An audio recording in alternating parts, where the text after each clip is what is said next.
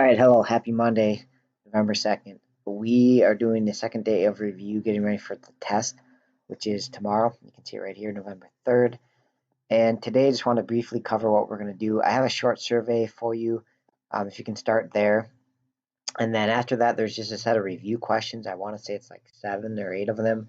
So try them, have a piece of paper out, write things out, right? Give them your best shot, right? There are some pretty tricky questions, but there's not a lot of them.